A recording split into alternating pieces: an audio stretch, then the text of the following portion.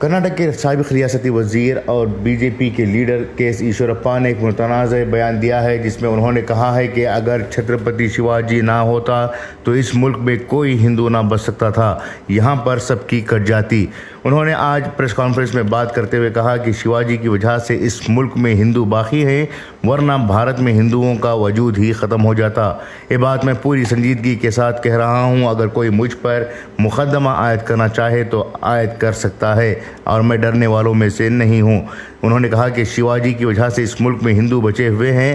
ملک کی آزادی کے لیے جن ہندوؤں نے قربانی دی ہے، اس کی توہین کانگریس حکومت کر رہی ہے۔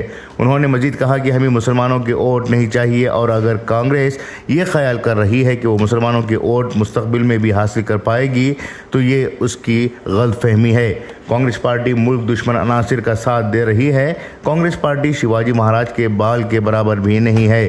انہوں نے کہا کہ باگلکوٹ میں شیواجی کی مورتی کو منتقل کیا گیا ہے، اس کی کیا وجہ ہے یہ کسی کو نہیں معلوم۔ البتہ وہاں کے ڈی سی اور ایس پی کو ایک ریاستی وزیر کی طرف سے دباؤ ڈالا جا رہا ہے کہ شیواجی کی مورتی منتقل کیا جائے۔